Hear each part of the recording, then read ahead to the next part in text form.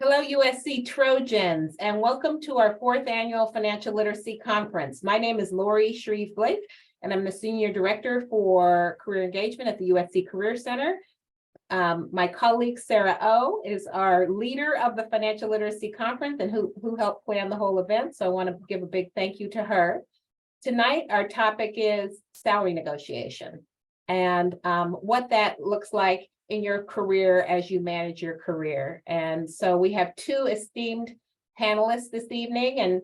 And just to let you know how we'll do this, 40 minutes will be kind of Q&A that I moderate the questions, and then we'll have 20 minutes for your questions. So please put your questions in the chat, and then I will ask our different panelists your question, as many as we can get through.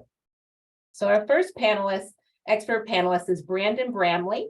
And Brandon is the founder of the Salary Negotiator. Many of you may have seen him on YouTube or the World Wide Web.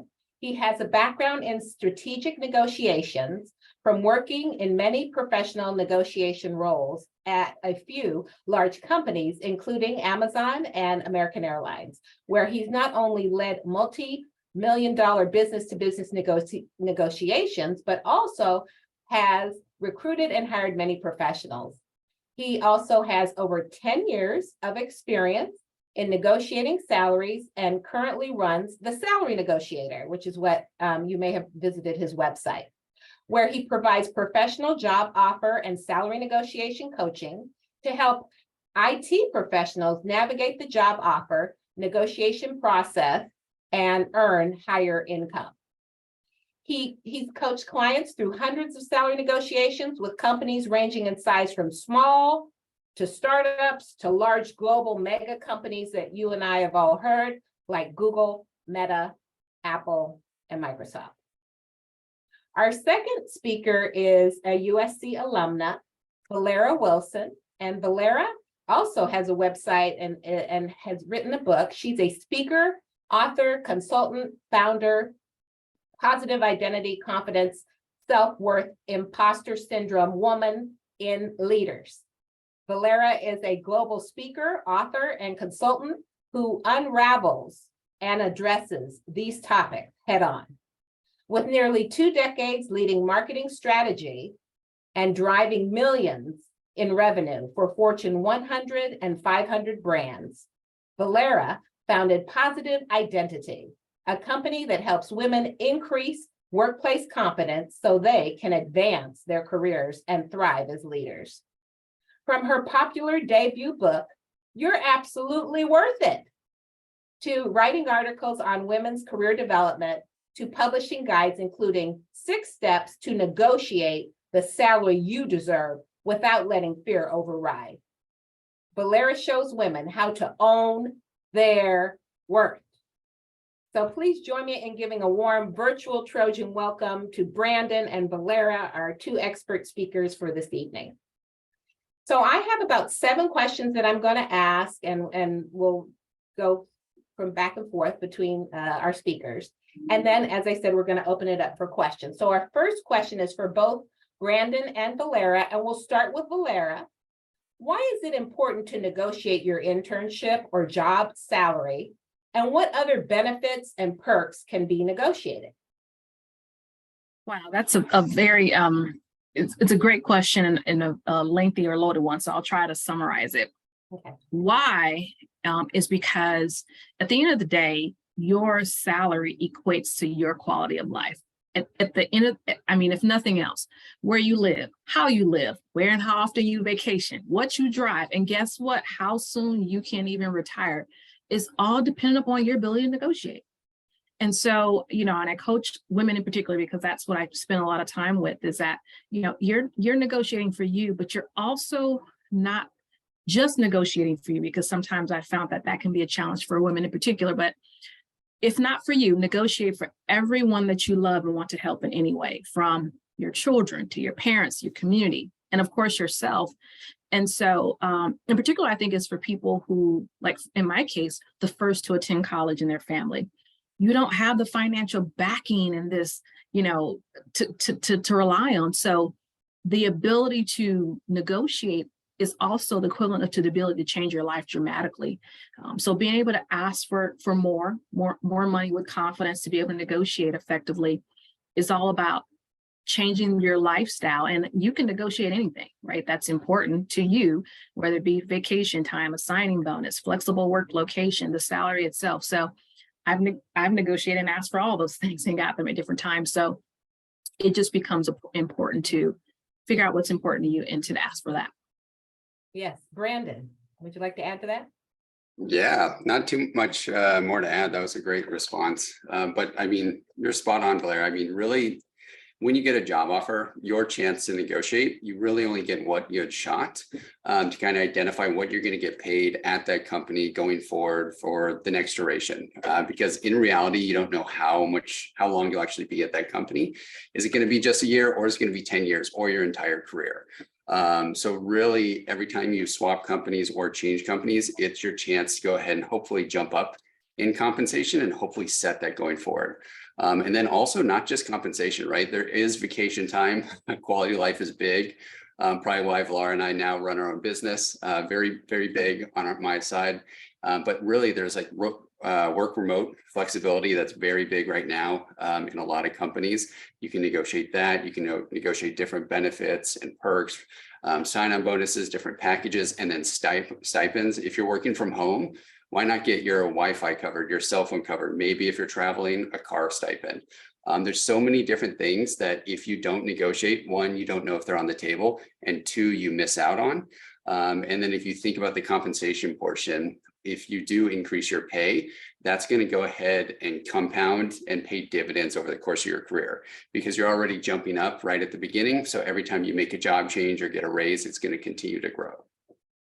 That's right. And with companies that match what you put in, you put in for your retirement and they match it. If you negotiated more, you're going to get more match. So that's going to be in that retirement account to both of your points. Okay, my next question is for Brandon. Effective January 1st of this year, California mandated that the salary range be posted on all open positions. This is also true in New York and there are a few other states that are doing this or will adopt it in the future. My question for you, Brandon, is how can students and alumni research the correct compensation range? Because we see this range 80 to 100 or 60 to 80. How can they do that? Yeah, great call out. So it's a good thing that companies are beginning to share this visibility, start to give you insight on what the role pays. However, I think there's still a big step to get there because they can vary widely across roles, just given on like what realistically and legally they have to put in there. And it also ends up being just one component. Typically it's base salary and it doesn't include the total compensation. So maybe there's a one-time sign-up bonus. Maybe there's equity in this role, depending on what company you go to, or a yearly bonus. So they're not giving the full picture. So when it comes down to preparing for a salary negotiation, it really comes down to actually finding what the compensation range is and doing your research actually specifically to that role, that company, and that location, both on a base salary basis as well as a total compensation basis. That way you understand where your offer comes in at and if you're being paired competitively or if there's room for negotiation and where. So it's not the easiest thing to do, but anyone can do it. There's some great sites out there, PayScale, Glassdoor, Comparably, Levels.fyi if you're in the tech industry. My biggest advice though, is make sure you're always using an average and at least 3 resources. The biggest thing is we're all human, we're prone to errors, and most of those websites pull in data that are publicly reported. So they're not always accurate, or maybe they missed a component if you're looking at the total compensation. The other thing too is they're going to be typically updated by current or past employees. So sometimes they're going to be overly inflated. If you had equity in your compensation package and it appreciated over the last year or 2, or maybe 4, the entire vesting period, it's going to be a little bit more. So make sure you're always looking at multiple resources, drawing averages across those so you can go ahead and see where the low end, the mid end, and the high end is for the role. I like that advice. So basically research also is a key part of that. And I like that you brought in the stock and other options that maybe the state of California or New York don't mandate, but it's still part of that. Exactly, yeah. Compensation. Yeah, because you want to make sure that you're increasing the entire piece of the pie rather than just one component. So you want to make sure that you find out everything that's on the table, do the research, and make sure you don't only increase the guaranteed comp with your base, but also the other monetary incentives that make up your total compensation. Well, thank you, Brandon. You opened our eyes even bigger to what's possible. So my next question is for Velera. How can students and our USC alumni negotiate their compensation to the highest range? Piggybacking and taking that a step further. So we see the 40 to 60, the 60 to 80, the 80 to 150. How can they get to that higher range, higher number of the range? Yeah, I think it goes down to, at the end of the day, that range is based on demonstrated or perceived value, right? And so it becomes important to show what's your level of competence, experience, education. I think of all these different components that can make up that range. You know, I think of times where, you know, I've seen like $40,000, $50,000 ranges for positions. I've posted them, right? And as a manager of different roles. And theoretically, in the conversations with HR I've had, it has been, you know, yes, we'll go up to this amount, but it's only going to be that amount for someone that we really, really think is just super sharp, that really has the trifecta effect in all the different components. So I think it's important to, when you're thinking about how to get that range, is to want to be realistic with yourself, right? Where do you fit in terms of skills? And I think, Brandon, you brought up, you know, being able to go to these third-party websites like PayScale, Salary Wizard, or Salary.com, Glassdoor. And it will even ask you on those sites, like, what's your years of experience? How many people will you be managing? What city are you in? So you can get all these different variables and get a good range or median. You know, it'll show you low, medium, and high ranges for the salary. And I think you have to say, okay, what am I going into this, you know, conversation with, looking at this job? What do I bring to the table? Do I have internship experience, for example, that would be relevant if this is an entry level role? Do I have, you know, if it's asking for 10, do I have 10 plus years for this position? So I think it's looking at what the job is asking for, and then really being honest with yourself and saying, what do I bring to the table that really would make me a star candidate for the position that would allow or warrant someone, or really, because, and the reason why I say this is this, because oftentimes, and I've been in this situation, Brand, I'm sure you probably have, is that if a candidate is asking for more than even what the highest range is, I've got to put together a really strong business case why I'm going to make an exception for this person. And so if I don't have enough of a business case, meaning a justifiable reason where I can say, because A, B, C, and D, they're checking the box across a lot of things, it's really going to be hard for me to say, yeah, they should get the highest range. So I would just look at that, be honest with yourself. But if you've got the goods and you're bringing that to the role, then yes, you definitely should be asking for the highest range. Yes. And I know a lot of times with those bands in salary too, like, you don't want to be at the end, because then when you take the job, there's no place for you to really go. Right. Either. That's one thing. Two, companies may have that position budgeted, even though they're showing the range, they've got it budgeted for X, and that's all they can afford is X. So yes, interesting. Okay, next question is, what are the most common, and this is for both of you, and we'll start with Brandon this time. What are the most common questions employers ask when negotiating salary? We know that the person who mentions the number first loses. We know that sometimes they try to corner candidates in this regard. So in terms of questions, how should we respond? Either early on in the interview process, or how should we respond, and what types of questions will they ask that we need to be aware of so that we don't fall into a trap? Great question. Don't want to be trapped. But there's a ton of questions that you're going to get throughout the salary negotiation. You're also getting a lot of pushback when you actually negotiate it. So during the interview phase, some of the questions that are going to come up are going to essentially be about what your salary expectations are, what you're making at your current role, but obviously it's not going to be at some states that you can't do that now.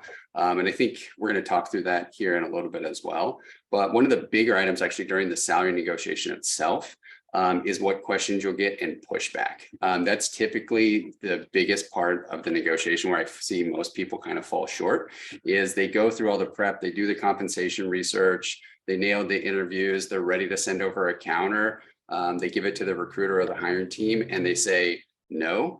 And they give them a wide variety of questions or reasons for why they can't make any movement.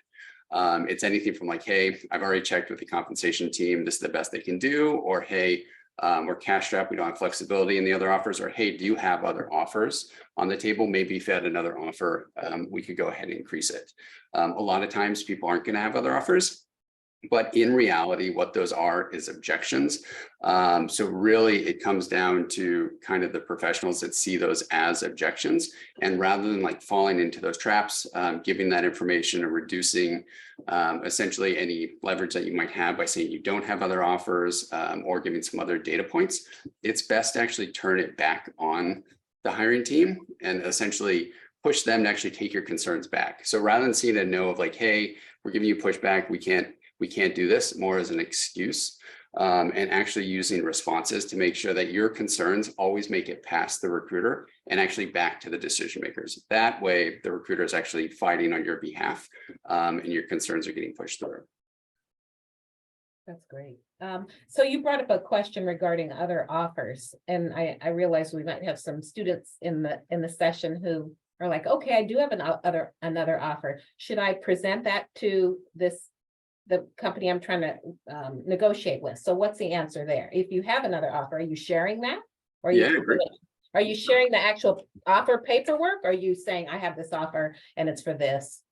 Yeah, great question. So in our practice, we actually recommend not sharing the offer right off the bat. The reason being is a lot of people think it brings a lot of leverage and the other company is going to move right off the bat because they think you're a hot commodity. In reality, that does happen sometimes, but a lot of times companies don't want to actually get in bidding wars. And what they worry is, oh, they have a other offer. Maybe it's from a company that they can't compete with. It's a different title. Maybe it's more pay. They might not negotiate because they, one, are going to think you're going to go ahead and accept that offer anyways. Or if they do increase the pay, you're just going to turn that around and take it to the other company. So typically by doing the compensation research, you can actually take a database approach with the negotiation first, run that by, and then if needed, actually fold in the other offers. However, if they ask, you shouldn't say you don't have other offers. You also shouldn't say you do. You want them to think you're a hot commodity. People are interested in you, but you want to double down on your focus and their role. So typically what I mention to clients is if you get asked that during the interview process, is to say something like, hey, to be candid, several recruiters and other opportunities have come my way recently. But based off the current interview, my interest in this company is where I want to kind of make my next move. So I'm excited to go ahead and get the offer. And once I have a chance to actually review that, I can let you know if I have any questions or concerns. That way you pivot back to let them know that you're interested in them, but then also leave it open to negotiation on when you actually want to share those details. And are you doing this by phone, verbally, by email? What's the best approach for this gray area that when you talk about negotiating? Yeah, great question. So typically this type of question would come up on the phone. So I'd be prepared with like phone scripts and be ready to rock with that. However, as for the actual negotiation, when you send over a counter, typically in our practice, most of the time, we actually send it over via email.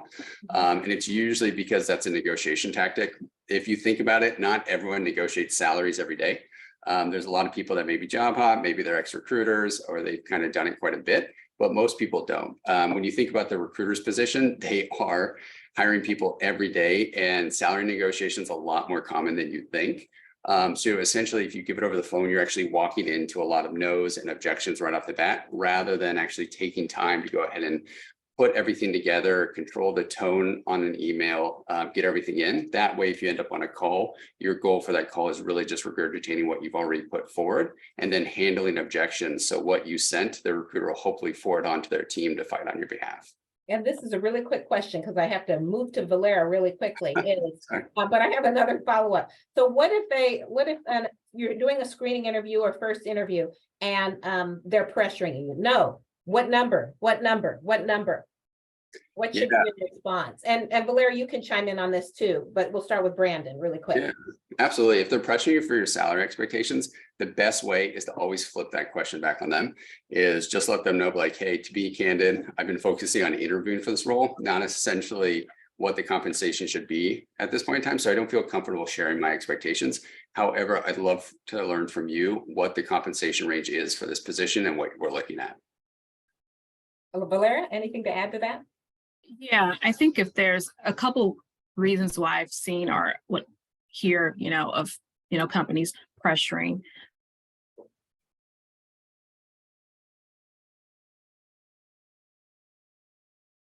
Hello? Oh, no. Can you hear me? Yes. Okay, I think Valera froze. She's coming back on. Okay, great. Hi, Valera. Oh gosh, I don't know what just happened. Yeah, you froze for a minute. Yeah, I think it's just a matter of avoiding wasting time as well. I've heard on both sides. You don't want to waste your time, interviewing for a role that's way off, your salary expectations or desires. And quite honestly, the companies don't want to do the same. They don't want to waste their time with someone that is going to be asking for much more than for whatever reason. So I think, it's important to at least just say, hey, you know what? I would love to have this conversation. Do you have a salary range that you already have for this role?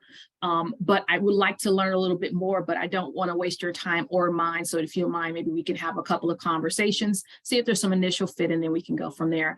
But I would want to avoid waiting, after 3 and 4 rounds, for example, the interview process to start talking about what the range could be that's realistic for you. But ideally, I would suggest having done some research or having some idea of a range that you really want to be in and being honest. And it doesn't have to be narrowed down. In my experience of, again, I've given like $40,000, $50,000 ranges, quite honestly, just because I want to make sure that there is a lot of wiggle room. But even that range is after doing the research, to your point, Brandon, just doing the research, having a wide range. So I have some flexibility, and then even saying, hey, I'll be able to give you more of a refined answer once I've learned a little bit more about the role and the scope of the responsibilities. Wonderful. So Blair, we're going to stay with you for a minute and say, what are the biggest mistakes that we should avoid in terms of negotiating a salary and in life? I loved your intro when you said, life is a negotiation. Everything's negotiable in life. So what are some big mistakes we need to avoid? I think one of the mistakes is, I think, from a mindset perspective, right? Because sometimes we think about the behavior, but the behavior is really just a reflection of your mindset. And you introduced me I talk a lot about worth. And so oftentimes what I find is that when people go into negotiations, they think that they're being done a favor by being given a certain salary. It's like, okay, let's start with that. What you have spent, I'll go to this. I call it putting together your inventory list. What are your years of experience? Many of you are students who have spent years and money. I know about those USD loans. You've got, you've made a lot of investment in your education.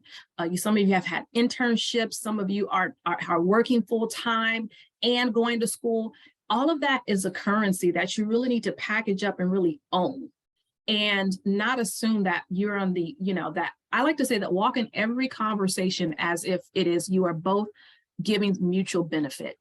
The employer is not more valuable than you. You're just as valuable. You're going to be delivering value, because just know that once you get there, they're going to be expecting you to deliver that value, and they're going to be paying you based on that value. So it's an even exchange. And so I would say walk into the conversation understanding that you have just as much leverage as they do. Sure, you might be looking for a job. Sure, you might need a job. But at the end of the day, you are going to be providing value. So it's a mutual exchange. So mindset is everything.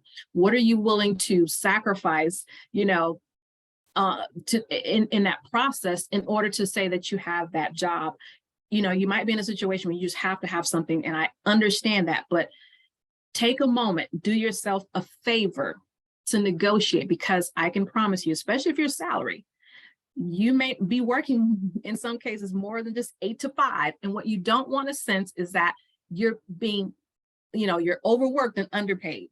Right? You want to understand and feel like even though I'm here, I'm getting a value, I'm getting paid for what I think is a fair, amount for my skill set. So I think that's the biggest and most important thing.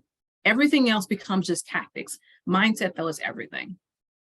That's great. And we hear that employers want to get people on the cheap, but at the same time, Valera, aren't they trying to have a competitive wage offer as well so that you'll stay? Because otherwise, right? The turnover is very costly. Oh, absolutely. I mean, we saw the great resignation and all, especially the past few years. A lot of people are leaving to move to other jobs. I mean, HR is about retention just as much as they are about recruiting. So it becomes really important for them to retain talent. And part of that, I mean, they do most of the time HR, departments would do, industry benchmarks and understand where their people are. And so they'll right size it sometimes. So I think it is just as important for them to look at what the current compensation is for anyone. So yes, they should absolutely look at that. That's smart business. It is. Employers, if you're listening, that's smart business. Okay, this next question is for Brandon. Brandon, in your bio, you've negotiated, helped folks negotiate at these big companies that our students and alumni have heard of, that we've all heard of, Amazon, Meta, Google. Does negotiating look different with those big behemoth names versus a mom and pop or a smaller organization? What should our students and alumni know about that? Yeah, absolutely. So to be honest, the strategies really don't change that much. And they mostly apply to all companies that we negotiate with. But we've essentially developed a negotiation framework that we use in every negotiation. And we just customize it mostly to the different companies, because usually what happens is if you do go to some of the big tech companies like Amazon, Facebook, or Google, they're going to have equity in different components in their offer. So the first step in any negotiation is going to be actually understanding the components of your job offer. I can't highlight that enough. And really what that is not only understanding the benefits, but really identifying your total compensation. We talked about this a little bit earlier, but there's so much more than your base salary, especially if you're looking at like a startup, or if you're looking at one of those bigger tech companies. You're gonna have your base, you're gonna have a bonus, yearly bonus. You're also gonna have hopefully a sign-on bonus to start, and then also equity that's gonna go ahead and vest over a certain amount of years. So really what you wanna do is you wanna understand everything that's in the job offer, identify your total compensation so you can see that on a yearly basis, so you know how much you're making. The second step with negotiating is going to be actually, before you start discussing numbers, is actually completing your due diligence by asking the right questions. There is so much you can get in a salary negotiation or any type of negotiation just by asking questions before you even start. So what you should be doing is doing your due diligence on the offer, and picking out questions to send back to the team. Maybe they didn't include a sign-on bonus in the initial offer. It makes sense to go ahead and ask that based off your experience and that you're walking away from another company. You felt it was odd that there wasn't a sign-on bonus, and see if their team has that type of flexibility and include one. Or maybe it's additional vacation time. They're not offering unlimited PTO, but that's becoming very common at some of the competitors to your current company.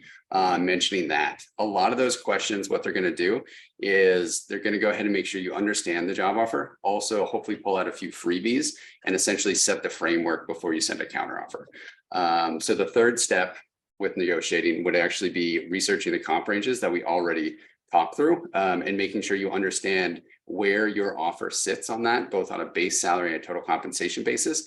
That way you can see how much room there is to move, because you don't want to be too aggressive sometimes. If you can actually find all the data, you know exactly how much they pay in the role, which is usually pretty easy with some of the bigger companies. It doesn't make sense to throw something out way above that. That's not going to be possible. The only thing you risk doing that is maybe jeopardizing the relationship. So typically you want to focus on the data to kind of guide where you want to place the ask. And the second to last step is actually sending a counteroffer, actually putting everything down, maybe some of the information that you pulled from the due diligence phase with the ask questions, highlighting your skill set, highlighting the data you found. So you're actually at the top end of the pay range, and actually asking it and sending it over to the hiring team. And the last one is, like I mentioned earlier, is when they do come back, is not folding, but instead in a nice, kind way, actually handling any excuse or no, which I call an objection, to make sure that they actually take your concerns back to the hiring team. That's great. So what's your percentage of accuracy in terms of helping your clients negotiate? So right now it sits at about 94%. Wow. On new job offer negotiations. It's honestly, it's crazy. I mean, It's practically, there is 6% of the time that companies don't move. But to be honest, just by going through the process, asking questions, doing your research and sending a counter, you'd be surprised at how often this happens with companies and how willing they are to go ahead and increase or at least work with you on certain benefits. Excellent. Excellent. Are there any benefits that are easier to negotiate than others? Yeah, so it really depends on the company size. So to be honest, if you're talking about like Amazon, Meta, or Google, some of those bigger companies aren't going to flex on too many things outside of the compensation. The reason being, if you think about a big company, they're trying to standardize their processes and not have like a bunch of one-off. However, typically with the hiring manager, you can negotiate like extra vacation time and items like that. And the big thing recently is work remote flexibility. That if anyone does have a role, it's worth identifying that before you start and see what's on the table, whether it's hybrid, fully in person, or fully remote. That's excellent. Those are all excellent points. Thank you for that. So my next question is for Velera. In the intro, Velera has a debut book entitled, "You Are Absolutely Worth It." So my question for Velera is, what has been your experience as a woman negotiating a job offer? And is that different in any way? Yeah, it's interesting you asked because obviously I spent a lot of time talking with women, and I think it's everything I said with mindset in the beginning, which was a lot of times there's that assumption that, okay, am I going to come across as aggressive? Will they not want to work with me? Will they rescind the offer? A lot of fear-based actions, or pausing and really thinking about, well, maybe I shouldn't negotiate. Maybe I should just accept whatever they've offered. And so that's the first thing that I would say. That's what I've seen. And then when I talk about what do we need to do and how to help them navigate past that, I think it's everything I've said before, which is, listen, you are not just negotiating for you. You're negotiating for the people that you're attached to, that you will be attached to. And let's just put the stats out there for there's stats out there that show that when we don't negotiate, that results in millions of lost income in the course of a lifetime. And women live longer on average than men. Sorry, Brandon, right? So it becomes really important to really negotiate and really ask for more, right? Because our lifespan tends to be longer. And so those become really, really key points in helping women to say, okay, I do need to ask for more. And then also look at it this way, is that, again, it's not aggressive, it's being assertive, it's understanding value, it's understanding, what you bring to the table and making sure, again, it's mutually beneficial. That becomes such an important part of the conversation. What are you bringing? And so I literally will walk through exercises and say, okay, what are the skill sets that you bring to the table? Let's list them all out, right? You've got it on your resume, but let's really talk that through so that there's an understanding that, oh, wait a minute, I do have, whatever the job description says, I match a lot of that. And so it is worthwhile, and I should be asking for more. I think that's really what I found consistently has been important. And I'll never forget, I had a situation where I had a mentor starting when I started out in my career who, I got a job offer, and I went to him and I said, hey, I've gotten this job offer and I'm really not quite happy with the salary. And so he says, well, Velera, let's think about this. He says, if they've gotten through this entire part of the interview process and they have now defined you as the person, they've decided that you are the person for the job. If they've offered you that, they've probably got a little bit more, and it would take them a lot more time to go back through the entire interview process to find the right candidate than to just give you what you're asking for. If you're not asking for anything, it's not a crazy amount. It was maybe about $15,000 off, if I'm honest. And so I said, okay. I went back and Brandon, to your point, I was extremely nervous, but I learned that because of that, I sent it all in email. I listed all the reasons I'm excited for the offer. I really am excited to work for you guys, but we're off a little bit, and I would love to find a place that you all can meet me at. And here's what I'd like to see as the offer. Sent that back. That was the longest wait I probably had, I think. And they came back and said yes. And so again, I think it just goes back to understanding value, being able to articulate your worth and why you want that, and ask for it. And if you're scared, and which it's normal because you don't do it every day, like you've said, Brandon, it's something I practice all the time. I send an email. I don't want to talk about it because you can give me too many different objections that first time. I'm gonna send it over and then we can talk about what I've already sent over. That's great. So we talk about the cover letter being a persuasive letter to get the job. And now I hear both you and Brandon saying, when you're negotiating and you're writing that counter, that's kind of another persuasive letter where, again, like in a cover letter, you're spelling out your qualifications. In this salary negotiation, you're kind of doing a similar thing. Is that right? Yes, it's a persuasive email, right? Essentially, and what I found is that typically that will circulate internally. And so again, you don't want anything that you say or asking for to be misconstrued. So sending an email keeps it very much succinct and consistent, regardless of who receives it. So that becomes a way to really, circulate it internally and for them to have discussion. Okay, so we've talked a lot about like the job seeker trying to negotiate. I'm clear that there are people on this call tonight and people who will listen to this recording in the future who are, I have a job and now I want to take my career to the next, I'm trying to ask my supervisor for more money or whatever that is. How should folks negotiate salary at different stages of their life? If they're in a current role, as a student, as a recent grad, but if they're currently with that employer, how should they maybe negotiate to increase their compensation? And who should they negotiate with? Yeah, great question. Go ahead, Brandon. Oh, for sure. Yeah, I mean, to be honest, for me, usually my recommendation is it comes down to the compensation research. A big thing that's been popping up since employers have started to post their salary ranges in their job postings is it's actually driven a lot of people to have that salary discussion. So typically it always comes down to doing the research to see if you're actually being paid within the market range or if it's worth the conversation. And then the right timing is honestly anytime. If you can plan it around like a performance review, then it's amazing because you can highlight the goals you've already achieved, highlight the new goals that you're going to hit over the next quarter, over the next year. But go ahead and broach the subject. This conversation happens a lot. The other thing that I loved that Velera mentioned earlier is negotiations are not aggressive. They are actually the tone, at least for kind of the way we coach. It's just like talking to a friend and helping you feel comfortable in the current role. So as long as you take that approach and the data makes sense to where you should be getting paid more, it's worth it to go ahead and bring that up to your supervisor, to your hiring manager or HR. It really depends on within your company who handles those discussions. Usually it's going to be your supervisor and hiring manager. And then really what you need to do is typically kicking it off with an email as well. So they have all the points, but they use that and they actually fight on your behalf to advocate on HR for you. Yeah, that's really good points, Brandon. And another thing that I think about too is once that, that research it's consistently the go-to thing to do, right? Research and have that in your back pocket. And I think, if you've got the data, HR definitely has the data, even if they haven't shared it, it's there.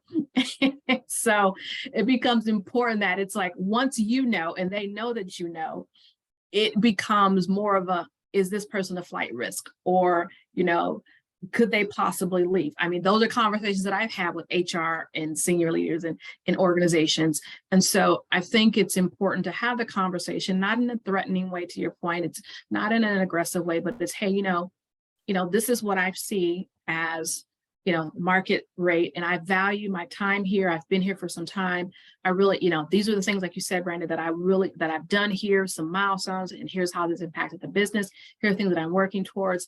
And I really would like to discuss, how do I continue to add value here, and my compensation be a reflection of delivering that value. That is not an aggressive tone at all. I want to find a happy medium. I want to find a common ground, make it a win-win for the both of us. And it's much more, it's cheaper to retain talent than it is to go find talent. And so again, HR knows that. And so I think the conversation, it becomes on you to do the research and just have that, win-win type of conversation. Think of it as that. And you can even say that. I've said that before. It's like, I want to make this a win-win. How do we do that? Wow. Well, thank you. This is so good. I'm just going to take in a minute each. I know negotiating is really a skill, right? And it's something we learn. Is there anything in our lives that we can do to just hone the skill of negotiating? And I'll start with Brandon.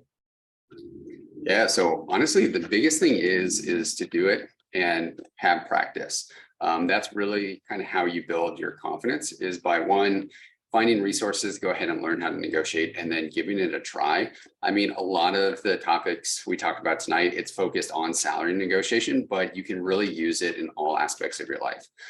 For example, the power of asking questions, that comes up in a lot of meetings. It could be with coworkers, it could be in like any part of your life, but you'd be surprised by just asking questions, how far you can get and what you can uncover. Just by asking, because if you don't ask, the answer is always no. The other thing is handling objections. That's another skill set that I recommend everyone practice. It's actually a skill set that's pulled from sales, but essentially if you learn how, when someone gives you an excuse or a no, and actually how to turn that back into a question with what you want. And there's actually psychology behind it, but asking them multiple times, you have a lot higher percent improvement in success rate that they'll actually take what you're asking back. And once they give you that agreement on that they're going to go take another look, or they're going to look into it or come back with something, 9 times out of 10, they end up providing you something because they feel they owe you. So there's some small tips and skills that you can start working into every day. But really building that confidence all starts out just with practice and just giving it a go. Same thing.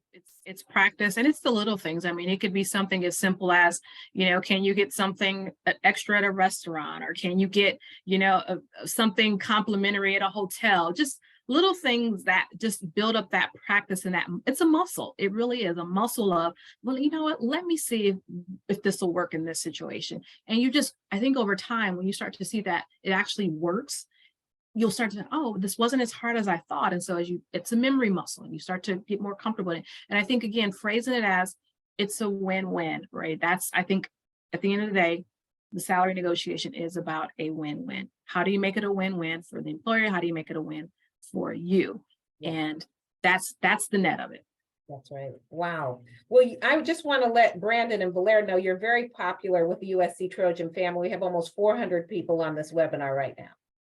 So I'm going to start with their questions because that's important. And I'll start with the first one. Are there some careers that you can't negotiate salary for? And it's like consulting. So who would like to take that one? I'll jump in. No, to be honest, pretty much every role, usually if it's salaried, is negotiable. The worst case, if you go through it right, they're not going to rescind the offer. They're just going to say no. You should never jeopardize a relationship by having these discussions, but there's so many other things on the table. So even though some consulting roles are typically with like set hourly rates and you go through the steps to get to partner, there's still other incentives right off the bat to go ahead and come in. Maybe you can get a promotion right off the bat, come in at a senior level, or usually you can at least get a sign-on bonus if you can't get an increase in the different components of your pay. So I highly recommend it. The other thing with consultancies as well is everyone was kind of keeping the airlines in business, traveling all over the world. That's cut back a lot. So you can actually go ahead and negotiate that work remote flexibility. So more hybrid. So it's a little bit easier on the family on the travel basis. Thanks, Brandon. We'll go to the next question. There's so many, there's about 40 in the chat right now. So the next question is, how do you strategically, and this can be for Velera, how do you strategically negotiate when you have extensive and related experience, but are starting a career in a new field? I'm going from physical production in Tokyo to film development executive in Hollywood in the US. And they expect me to start at a lower level, assistant roles. How do you do that? In Tokyo, you're high up and you don't want to come to America and be an assistant. Sure. I think it goes back to, having that conversation about, sounds like some relevant skill sets. And so I think it becomes important to talk about what are your transferable skills and really having that discussion with, that potential employer around, hey, I've done AB. No, to show, again, value. And ultimately, let me just be honest, at a certain point, you might decide it's not a win-win. Every situation may not be the win-win that you'd want it to be. And I think sometimes when we go into negotiation, we feel like we have to accept eventually whatever they offer, and that's not the case. There's been some negotiations that I've just said, it's not a win-win. And so does not work for me. And so, but I think in that situation, if you really are interested, really figure out how do you show value with the transferable skills that you have, and then negotiate the different variables that might be an option. Again, whatever that might be in the film industry, but I'm sure there's vary, but just think about, well, what are the things that you might want? What are the things that they might be offering? And are there different levers within there that you could pull? Okay, wonderful. Thank you, Velera. Okay, next question.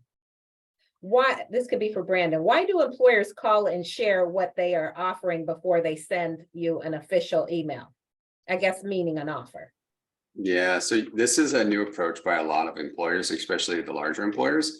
And it's mostly because salary negotiation is so common now, is rather than them actually putting out like a formal document that has an offer expiration date, has all the details, they want to go ahead and give you the number to see how you respond. Because a lot of people are trained to just throw out, oh, that's lower than I was expecting, and kind of throw a wishy-washy number, and maybe they can make some quick fixes and get you excited with like a small sign-on bonus or a small increase. But they usually want to kind of test you out, which is why they do that. The other thing is they don't want to put a legal contract in case they can't find a way to go ahead and move forward. So they want to not put that out in case they have to ship to another candidate, but typically that's not the case. So usually in that scenario, my recommendation is to go ahead and jot down the details. Obviously, let them know that you're excited, which I can imagine you can be once you get the job offer, and let them know that like, hey, I'm really excited for this role. Let me go ahead and think through this, and I'll come back with any questions I have.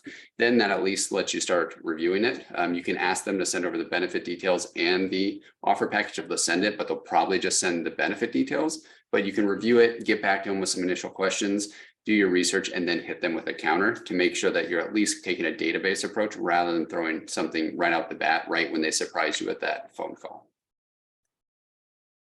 Thank you, Brandon. I know you work with a lot of the IT firms, and we heard about Meta getting rid of people and Accenture getting rid of 20,000 employees and all that. How does salary negotiating look now? I mean, markets change, real estate, all kinds of markets change, employment. So is anything changing as it relates to the recession and it being a little more difficult? Us hearing about major downsizings as it relates to negotiating a salary. Yeah, great question. So actually not so much. I would say the biggest thing is just some companies have pulled back on hiring, but now you have this big influx of professionals back in the market. So companies are trying to nab that up. It's just shifted from what some companies hiring to other companies, but it shouldn't deter you from negotiating or reduce your leverage. At the end of the day, if they can pay more, typically most companies have a salary range for each role, and you can go ahead and show them what others are being paid, your skill set, the reasons why. They're going to entertain that, because if you think about like an interview, is going through the interview, the company has the leverage, right? You want the job, you need the job, you really want to pass, it's your main focus. Once they give you that job offer, it shifts because everyone that they had you interview with, the entire hiring panel has checked yes. And now it's on the recruiter to make sure that they hire you. If you pull back, there's a huge opportunity cost. They have to go back, find someone new. Instead, it makes sense to work with you to make sure you're comfortable before you start.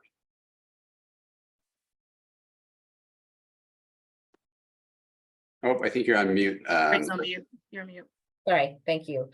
This question is for Velera. As a disabled person, how can I advocate for my needs without jeopardizing the offer?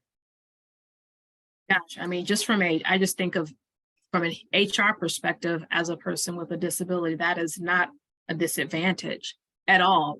That's workplace mandate at this point. And if you find that you're, engaging with an employer that does not value that or make that distinction, it's probably not the right employer, quite honestly.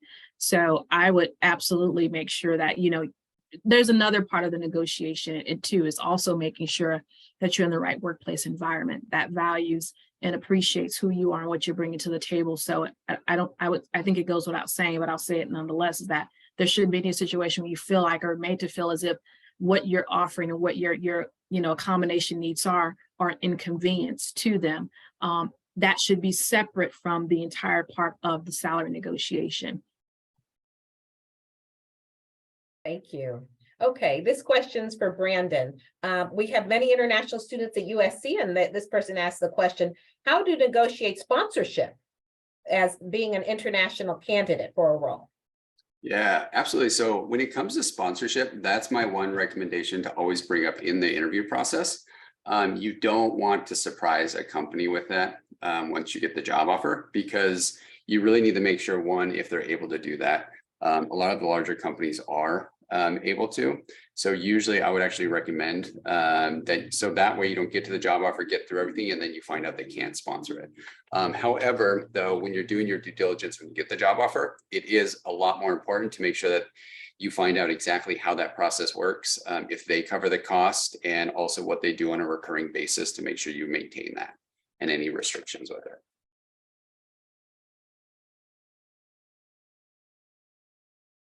Thanks. Thank you. Okay, here is another question. Last year during the performance review, I asked my company to see if there is a negotiation in salary increase. They said no, due to economic situation. In HR perspective, is it really true that there is no room for negotiation in this tough economic market? The performance review is coming for this year, and I'm worried if the same thing happens again, if I'll be pushing for an increase. Is there any disadvantage in the future? I don't know who'd like to handle that. Oh, you want to go, Blair? Yeah, I was going to say, is it true that, the company might be in a tight spot that, yes, and that is true. It can happen. I think it goes without saying, though, I think that it's a conversation. Hey, if not now, when? Right. And I always like to kind of close the loop on those conversations at time to say, I really would like to revisit this, especially if you are doing the research and you see one that you're doing, more than your initial scope of responsibility that shows that you should be getting paid more, or two, that the market rate shows that even your current title is maybe under the market rate. So I think it really becomes a conversation of let's revisit this again, as opposed to just not bringing it up again at all. And it sounds like if you're coming up for the performance review again, I think you definitely should say, hey, we had this conversation last year. I really, it's important to me. I'd like to figure out where is the win-win? Where can we have, what can be done? And if not now, when, right? But I would ideally hope that it wouldn't be something that you keep getting pushed down, further and further over time. Yeah, something to jump on that too is don't let them, make sure that it's not just an excuse, because it's very easy to push this off.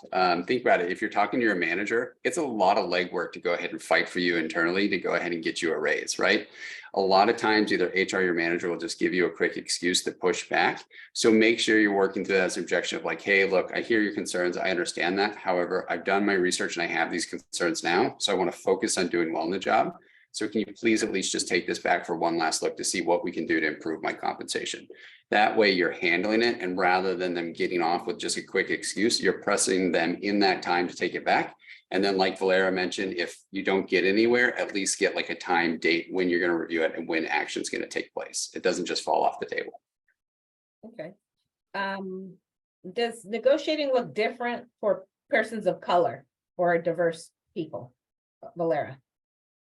Does it look different? I think it absolutely looks different depending on who you're talking to, right? And I think, again, as I said, first person in my family to graduate from college as a woman, as a Black woman, yes, all those things come into play. And so, you may not readily have had, access to someone that, could give you the information or give you the insight.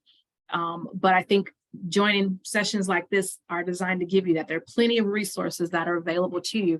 But can it? Yes, I think sometimes, and I would say it from a perspective of, as you're a person of color who might be worrying, well, am I going to come across again aggressive or angry or combative or whatever those narratives are that sometimes can be put out there, stereotypes that and unfortunately can keep us immobilized or keep us from advocating for ourselves as we rightfully should. And so I've even written articles on that as well, and not to let those narratives that you've heard keep you from asking for what you know and rightfully deserve in the workplace for the value that you're bringing. So I would say, stick to the facts. What is it that you should be asking for based on the value that you're bringing, and ask for that. It's nothing to apologize for, to be ashamed of, or think you're doing something wrong, because what the worst thing that you could be doing is to be in a role and being underpaid, especially relative to your peers. And the research is out there consistently. There are consistently pay gaps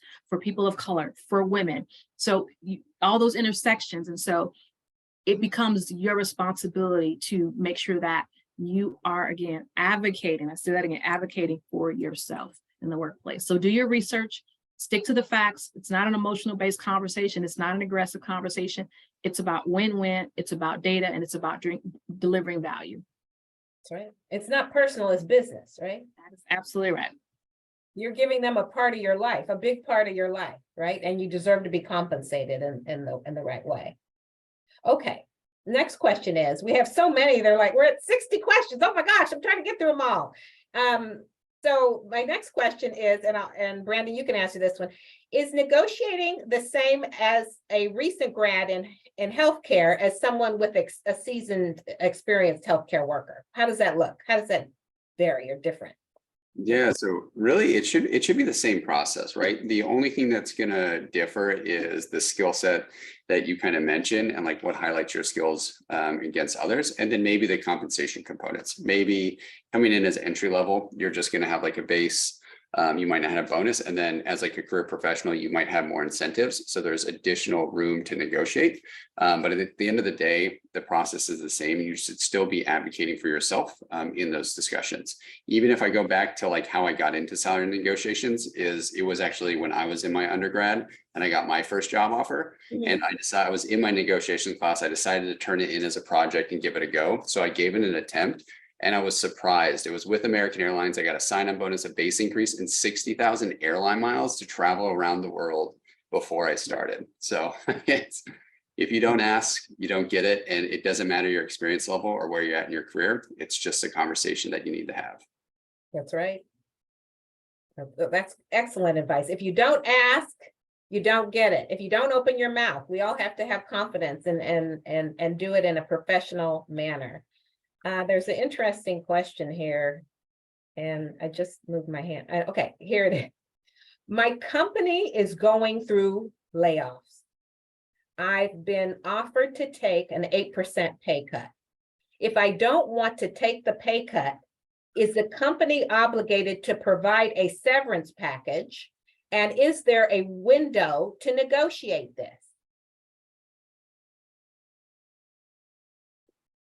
I'll jump in. So at the moment, that's more of a legal question because it's going to depend on the company, but it's worth checking and asking because sometimes you can negotiate if you end up getting a severance package on like what the terms are, but I'm not sure how they can actually force you out. That's just not the scope of our work and kind of what we do, but I would definitely check with someone in that specific case and see what's worth it, if they can actually downgrade you, and then also if that's going to push you out the door. And then if you do get a severance package, if you can negotiate that to make sure that it fits your terms before you leave. Because at the end of the day, when severance does happen, companies want people to leave on their own accord and typically transfer some of their information. So usually if you're working with them, you're getting ahead of it. Typically, they'll give you a better package before you actually transfer the way out.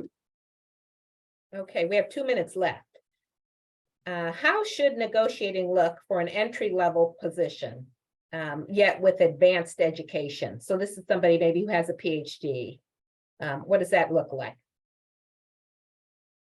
I think it looks like everything that we've been discussing, right? I think it's your experience. Yep, you have, education, a number which goes back to intellectual property or information that becomes valuable in the workplace. So I think it looks the same. It looks the same. It looks the same. Thank you. Thank you, Brandon Bramley. Thank you, Velera Wilson. Thank you, USC Trojan family. We're at 6:29. A big thank you to Sarah O, who is our senior career advisor, and we're giving her virtual claps of gratitude because she planned this whole conference, and I'm so happy to work with Sarah. And we just want to thank everybody for their time. We want to thank you, everyone, and have a great day. And let's, Brandon, I know you're not an alum, but put up 2 fingers. And what we're going to do is we're all going to say, fight on, everyone, and see you tomorrow. We have 2 more sessions. See you tomorrow. Take care. Fight on. Thank you so much. Thank you. Thanks, everyone. Have a great night. Thank you, Velera. Thank you, Brandon. Of course.